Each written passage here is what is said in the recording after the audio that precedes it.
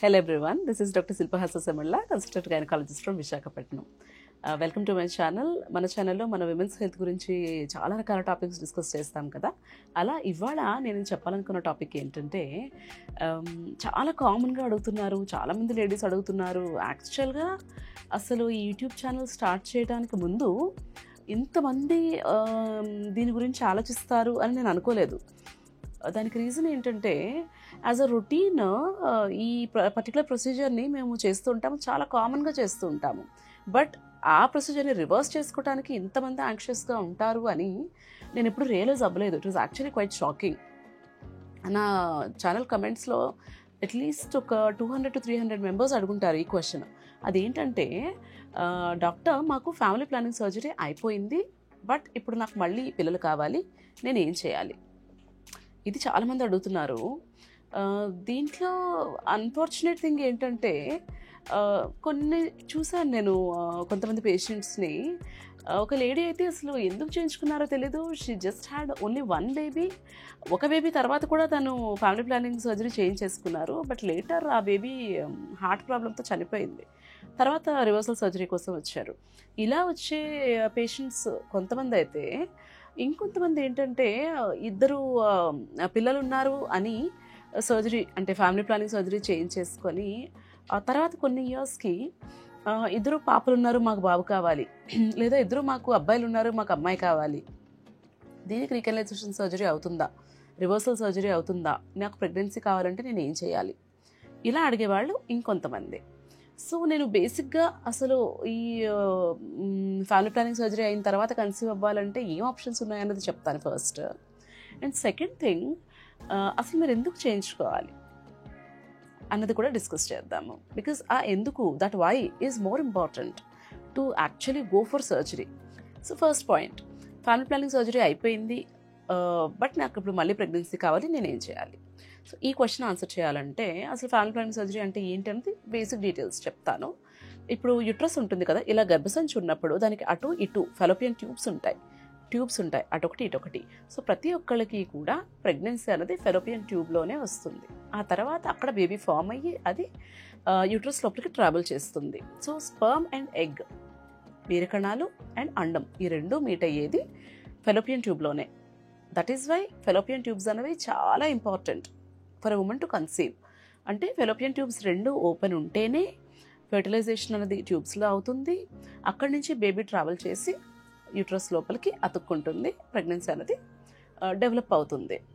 So tubes అనేవి most important structures for a women to conceive naturally అంటే either భార్యాభర్త ఇంట్లోనే కలిసేటట్టయినా లేదా ఐయుఐ అయినా, ఈ రెండిట్లో ఏ రకంగా మీకు ప్రెగ్నెన్సీ రావాలి అన్నా కూడా మీ ఫెలోపియన్ ట్యూబ్స్ అనేవి ఓపెన్గా ఉండాలి.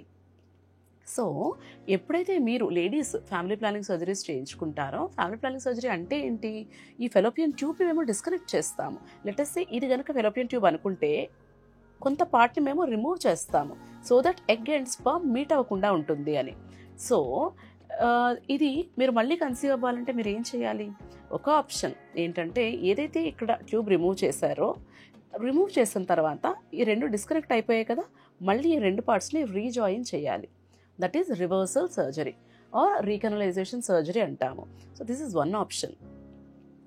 ఒకటి, మీరు ఈదర్ ట్యూబల్ రీకనలైజేషన్ సర్జరీకి వెళ్ళాలి. సెకండ్ ఆప్షన్ ఏంటంటే ఐవీఎఫ్కి వెళ్ళటం. ఎందుకంటే ఐవీఎఫ్లో బేబీని బయట తయారు చేస్తారు కదా, టెస్ట్ ట్యూబ్ బేబీ అంటారు కదా. సో బయట తయారు చేస్తారు కాబట్టి దాన్ని డైరెక్ట్గా యూట్రస్ లోపల, ఇది యూట్రస్ అనుకుంటే కనుక యూట్రస్ లోపల బేబీని ఇన్సర్ట్ చేస్తారు. సో మీకున్న రెండు ఆప్షన్స్ ఏంటి?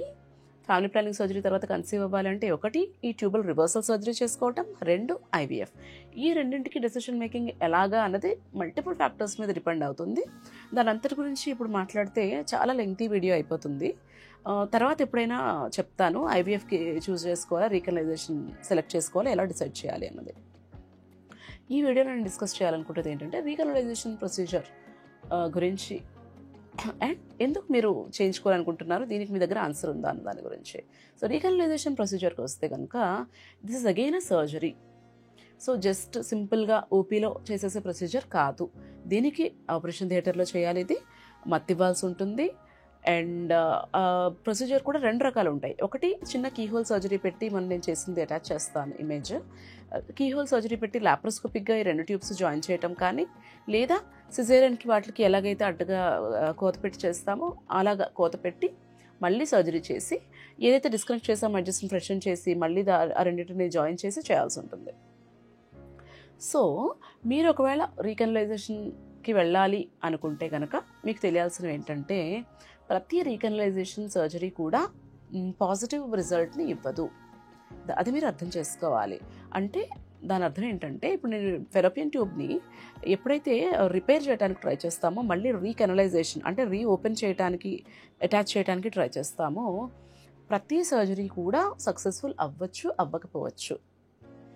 ఎందుకంటే ఇది ప్రీవియస్ సర్జరీ ఎలా చేశారు, ఏ పార్ట్లో ట్యూబ్ రిమూవ్ చేశారు, మిగతా ట్యూబ్ పార్ట్ లెంగ్త్ ఎంత ఉంది, ఇప్పుడు మనం రిపేర్ చేసినప్పుడు రిమైనింగ్ ట్యూబ్ లెంగ్త్ ఎలా ఉంది, అండ్ ఏ 2 పార్ట్స్ మధ్యన అప్రాక్సిమేషన్ చేశాము, ఆ అప్రాక్సిమేషన్ ఎంత బాగా వచ్చింది, ఇలా చాలా ఫ్యాక్టర్స్ ఉంటాయి. సో సక్సెస్ రేట్ ఎంత అన్నది మీరు క్లియర్గా మీ డాక్టర్ గారితో డిస్కస్ చేసి అప్పుడు డిసైడ్ అవ్వండి రీకనలైజేషన్ చేయించుకోవాలి అనుకుంటే.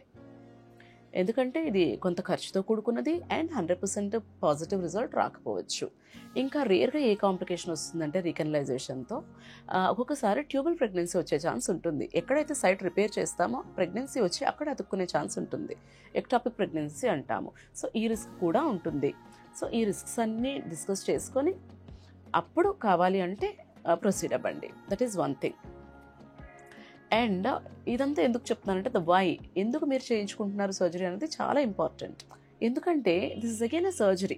మీరు ఒకవేళ ఓపెన్ సర్జరీ చేసుకున్నారు అనుకోండి, మీకు ఒకవేళ ఇదివరకు సిజేరియన్స్ అయి ఉంటే కనుక 1 2 అది 2 స్కార్స్ ఉంటాయి కడుపు మీద, మళ్ళీ ఇదొక స్కార్ యాడ్ అవుతుంది. అండ్ ఒకవేళ ఈ రీకనలైజేషన్ సక్సెస్ఫుల్ అయ్యి మళ్ళీ మీరు ప్రెగ్నెంట్ అయితే కనుక దానికి మళ్ళీ సర్జరీ చేసుకోవాల్సి ఉంటుంది. సో చూసారా ఎన్ని సర్జరీస్ మీరు చేయించుకుంటున్నారు. ఫర్ ఎగ్జాంపుల్ చెప్తాను, ఒక లేడీకి ఫస్ట్ సిజేరియన్ అయ్యి డెలివరీ చేశారనుకోండి, ఓకే, అదొక సర్జరీ. తర్వాత సెకండ్ సిజేరియన్ అయితే అదొక సర్జరీ. తర్వాత రీకనలైజేషన్కి మళ్ళీ కోత పెట్టి చేసుకుంటే అదొక సర్జరీ. మళ్ళీ ఇప్పుడు రీకనలైజేషన్లో ప్రెగ్నెంట్ అయితే మళ్ళీ దానికి ఒక సర్జరీ. సో అందుకే అడుగుతున్నాను, ఎందుకు మీరు చేయించుకుంటున్నారు. The why is very important. How badly you want to have a baby again, and ఇంకొక బేబీ కావాలనుకుంటే మీ రీజన్స్ ఏంటి అది కూడా ఆలోచించండి. ఎందుకంటే ఒక్క బేబీ కూడా లేదు అంటే it is very much justified. Okay, మీరు ఏ ఎక్స్టెంట్ కన్నా వెళ్ళాలి అనుకోవచ్చు, ఎన్ని సర్జరీస్ అయినా చేయించుకోవాలి అనుకోవచ్చు to have a healthy baby and to experience that motherhood. అమ్మతనం అది ఎక్స్పీరియన్స్ చేయాలి అనే కోరిక ప్రతి ఆడవాళ్ళకి ఉంటుంది, నేను కాదనట్లేదు. సో ఆ రీజన్కి అయితే మీరు చేయించుకోవచ్చు. యాజ్ అ ఉమెన్ నా ఒపీనియన్ నేను చెప్పాలి అంటే, కొన్ని సిట్యుయేషన్స్లో చూస్తూ ఉంటాను, 2 ఆడపిల్లలు ఉన్నారు, వాళ్ళిద్దరు కూడా 15 ఏళ్ళు 20 ఏళ్ళు వచ్చేసి ఉంటాయి. ఇప్పుడు వాళ్ళకి సడన్గా ఇంకొక బేబీ కావాలనిపిస్తుంది, అబ్బాయి కావాలనుకుంటూ ఉంటారు. 2 అబ్బాయిలు ఉన్నారు, ఇప్పుడు నాకు అమ్మాయి కావాలి, నాకు రివర్సల్ సర్జరీ చేస్తారా అని అడుగుతూ ఉంటారు. సో ఒకసారి ఆలోచించండి, మళ్ళీ మీకు పుట్టబోయేది పాపా బాబా అని గ్యారంటీ ఏమన్నా ఉందా, అది మీకు ముందు తెలియదు కదా. సో మళ్ళీ పాప పుడితే ఏం చేస్తారు, 2 ఆడపిల్లలు ఉన్నారు, 2 అబ్బాయిలు ఉన్నారు, మళ్ళీ బాబు పుడితే ఏం చేస్తారు. అదన్నీ కాకుండా ఇన్ని మల్టిపుల్ సర్జరీస్ మీరు చేయించుకోవడం అవసరమా? ఆ ఆన్సర్ ఒక్కటి మీకు కనుక క్లారిటీ ఉంటే definitely go ahead. After discussing నేను చెప్పిన విషయాలన్నీ చక్కగా మీ డాక్టర్తో డిస్కస్ చేసుకొని ముందుకు వెళ్ళండి. ఎందుకు చెప్తున్నానంటే, ఎన్ని సర్జరీస్ అవుతాయో మీకు లోపల రిస్క్ కూడా అంతే పెరుగుతూ ఉంటుంది కదా. అంటే నా ఉద్దేశం ఏమిటంటే, అనవసరంగా ఒక సర్జరీ చేయించుకోకూడదు, అవసరం ఉన్నప్పుడు ఒక సర్జరీ కూడా మిస్ చేయకూడదు. సో ఎప్పుడైతే మీరు ఇన్ని సర్జరీస్ చేయించుకుంటారో లోపల పేగులు అంటుకునే రిస్క్ కానీ, యూరినరీ బ్లాడర్ అంటుకునే రిస్క్ కానీ, అతుకులు కానీ, ఇలాంటి రిస్క్స్ అన్నీ కూడా ఉంటాయి కదా. సో ఇవన్నీ ఉన్నా కూడా మాకు పర్వాలేదు, మేము ఇవి ఉన్నా భరిస్తాము, యాక్సెప్ట్ చేస్తాము, అయినా కూడా ముందుకు వెళ్తాము అనుకుంటే చేయించుకోండి. యాజ్ అ ఉమెన్ నాకేమనిపిస్తుందంటే, అది మీ ఇంటెన్షన్తో మ్యాచ్ అవ్వకపోవచ్చు, బట్ మీ హెల్త్ కూడా ఇంపార్టెంటే కదా. మనం హెల్తీగా ఉంటే మన ఇల్లంతా హెల్తీగా ఉంటుంది, అందరూ బాగుంటారు. ఒక లేడీ ఎడ్యుకేటెడ్ అయితే ఇల్లు బెటర్గా ఉంటుంది, ఒక లేడీ హెల్తీగా ఉంటే ఇంట్లో అందరూ హెల్తీగా ఉంటారు. సో ఒక లేడీ హెల్తీ ఫుడ్ తీసుకుంటే ఇంట్లో అందరూ హెల్తీ ఫుడ్ తీసుకుంటారు. ఒక లేడీ ఇండిపెండెంట్గా థింక్ చేసి ఇండిపెండెంట్గా ఉంటే వాళ్ళ పిల్లలు కూడా అలాగే డెవలప్ అవుతారు. సో ఉమెన్స్ హెల్త్ అనేది చాలా ఇంపార్టెంట్.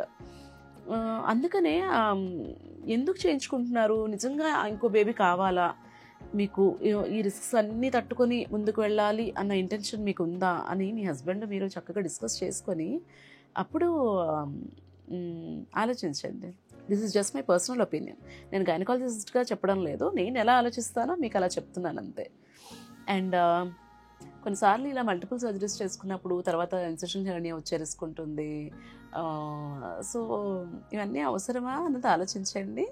ఒక బేబీ ఉందా, 2 బేబీస్ ఉన్నారా, వాళ్ళు హెల్తీగా ఉన్నారా లేదా, ఇవన్నీ ఆలోచించుకొని ముందుకెళ్ళండి. ఇంకొక ఆప్షన్ ఏంటంటే రీకనలైజేషన్ సర్జరీకి వెళ్లకుండా మాకు ప్రెగ్నెన్సీ కావాలి అనుకుంటే కనుక ఇంకొక ఆప్షన్ ఏంటంటే ఐవీఎఫ్కి వెళ్ళటం. ఐవీఎఫ్కి మనీ పెట్టుకోగలము, మేము చేయించుకోగలము అనుకుంటే కనుక you can go for IVF. That is another option. Family planning operation తర్వాత మళ్ళీ మీకు ప్రెగ్నెన్సీ కావాలి అంటే ఉన్నవి 2 ఆప్షన్స్. ఒకటి ట్యూబల్ రీకనలైజేషన్ సర్జరీ, 2 ఐవీఎఫ్కి వెళ్ళటం. సో దీంట్లో మీరు ఏది కావాలనుకుంటున్నారు అన్నది చక్కగా ఆలోచించుకొని డిసైడ్ చేసుకోండి. I hope this information is useful to you all. ఇంకా దీని గురించి ఏమైనా డౌట్స్ ఉంటే కనుక కమెంట్స్లో పెట్టండి. If you like this video please like, share and subscribe. Thank you.